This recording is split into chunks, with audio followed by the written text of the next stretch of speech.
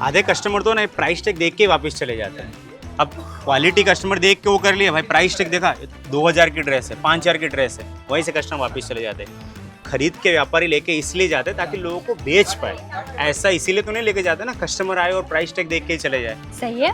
तो चलिए यही चीज पे कंफ्यूज हो ना। हाँ यही कि रेट क्वालिटी तो चलो समझ में आ गया, प्राइस टैग को कैसे सेट कर बिजनेस। अच्छा ठीक है, आज का जो हमारा टॉपिक है ना, हम इस पे डिस्कशन करेंगे कि प्राइस रेंज कैसे हम सेट कर सकते हैं। तो ये सारी चीजें आपको फिर समझ में आएगी, क्वालिटी के साथ साथ में प्राइस टैग क्या दोनों इम्पोर्टेंट है उतना। तो इसी को थोड़ा डिटेल में बात करते हैं, ठीक है। चलिए, ये 1000 वाली 3 पीस कम से कम मैं ना 1500 में बेचूंगा, 500 रुपया मुझे रखना भी है। ये भी 2000 वाली कम से कम, इसके ऊपर ही मेरे को 500 रुपया तो चाहिए फिक्स। बस बस बस बस कम से कम 500 रुपया चाहिए। अरे पर आप यहीं पे ही गलती कर रहे हो।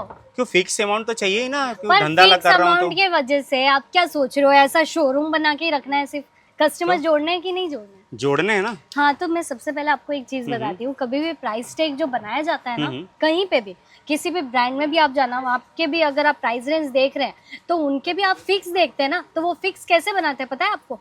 हाँ, उसी के बारे में थोड़ा जानकारी मिले तो क्या अच्छा रहे। मैं देखिए आपको ये बताना चाहती हूँ कि समटाइम्स क्या होता है ना कि हम एक नई दुकान का सोच लेते हैं, नई दुकान हम ओपन कर रहे हैं, और अगर हम ये सोचे कि नहीं भाई मुझे तो सीजन में ही चालू करना है, क्योंकि अक्सर क्या होता है ना कि 100 में से 80% लोग ऐसे होते हैं जो कि सीजन के अंदर दुकान जरूर शुरू करते हैं। तो देखिए उनके अंदर अगर आप जो है प्रॉफिट कमाना चाहते हैं, अपने प्रोडक्ट जो है बेचना चाहते हैं, तो आपको क्या करना पड़ेगा? सबसे पहले स्टार्ट करने से पहले आपके नियर बाय एरिया में कितनी दुकानें होंगी, चाहे 5 है 6 है, पहले वहां जाके आप विजिट करो कि वहां पे कैसी प्राइस रेंज चल रही है। क्योंकि अक्सर क्या होता है ना कि अगर हम बिना देखे समझे सीधा का सीधा फिक्स रेट डाल देते हैं ना, तो हमें फायदा नहीं होता है, क्योंकि हम ऑलरेडी जो है परसेंटेज के हिसाब से खरीद रहे हैं, ठीक है, कहीं से भी, चाहे मैन्युफैक्चरर से ले रहे हैं या होलसेलर से ले रहे हैं, तो हमने खरीदा है माल, लाख रुपए का इन्वेस्टमेंट किया है, और हम ये सोच रहे हैं कि भाई ये प्रोडक्ट तो बहुत ज्यादा सुंदर लग रहा है, मैंने अगर ये 400 में खरीदा है तो मैं तो भाई इसे 600 में जरूर बेचूंगा। तो ऐसा नहीं होता है, क्योंकि ऑलरेडी आपकी दूसरी दुकान के अंदर यही प्रोडक्ट कम दाम के अंदर बिक रहा है। तो आपको प्राइस रेंज स्टार्टिंग में जो है ऐसी मीडियम लेवल की रखनी पड़ेगी ना, और फिर आप उसे फिक्स कीजिए, ताकि कोई भी महिला भी अगर आ जाए ना तो वो बार्गेनिंग नहीं कर पाए, आपके फिक्स रेट के हिसाब से, टैगिंग के हिसाब से वो चीजें बिकती चली जाए। कॉम्पिटिटर्स को एनालाइज करने के बाद वही अगर कैटेगरी में हम वैसे ही क्वालिटी की चीज रखते हैं तो प्राइस फिक्स कर दिया जाए। बिल्कुल करेक्ट, कॉम्पिटिटर्स को देखने के बाद। बिल्कुल। और बाकी फिर उसमें कैसा होता है, जैसे कि मेरे कॉम्पिटिटर के पास समझिए ना कि उसकी छोटी सी दुकान है, उसके पास 1-2 स्टाफ है, उसका सपोज खुद का जगह है, लेकिन मेरा दुकान थोड़ा बड़ा है, मेरा रेंट का दुकान है, मेरे स्टाफ ज्यादा है, तो वो सारी चीजें हमें देख के फिर उसमें मेंटेन करना पड़ेगा। क्योंकि देखिए होता है क्या है ना कि अगर हम प्रोडक्ट ले रहे हैं, प्रोडक्ट लेने के बाद में हमारा काम खत्म नहीं हो जाता है। अगर हमने स्टाफ हायर किया है, अगर हमने एरिया बढ़ा लिया है, तो उसका रेंट भी जाएगा, लाइट बिल भी जाने वाला है, सैलरी भी हमें देनी पड़ेगी। तो प्रोडक्ट के ऊपर मार्जिन जो है, अगर हमने 500 की चीज ली है तो उसके ऊपर आप आराम से 20% का ऐड कीजिए ना मार्जिन। ये मत सोचिए कि वो चीज सीधा 1000 में ही बेच। अच्छा, मतलब फिक्स के जगह परसेंटेज फिक्स करे तो ज्यादा बेटर रहेगा। बिल्कुल, जैसे कि रेंट का 1% हो गया, हाँ जी, स्टाफ का 1% हो गया,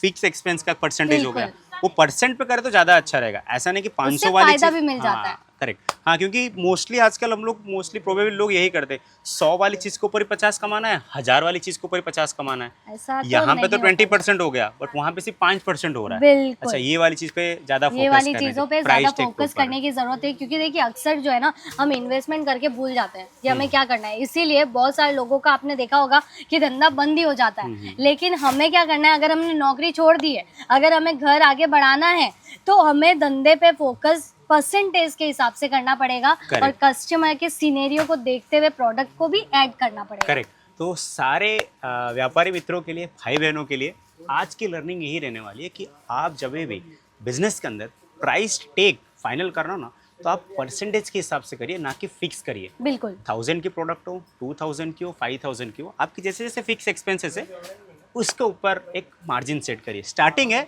तो जैसे आपको बताया कि थोड़ा कम से करिए, क्योंकि स्टार्टिंग है, बाद में जब बल्क में बिकेगी ना तो प्रॉफिट ऑटोमेटिकली मिलता जाएगा। और फिर अच्छी जगह से परचेस करिए तो आपको रेट बहुत अच्छा मिलेगा। अजमेरा फैशन इसीलिए आप सबके लिए अलग अलग टॉपिक के ऊपर वीडियो लेके आता है। तो आज ही अगर फर्स्ट टाइम चैनल विजिट किया हो तो एक बार सब्सक्राइब कर दीजिए। Madam, thank you very much. Welcome. फिर से कुछ अगर कमेंट अच्छा है आप तक हम फिर से पहुंचेंगे। Thank you very much. Thank you.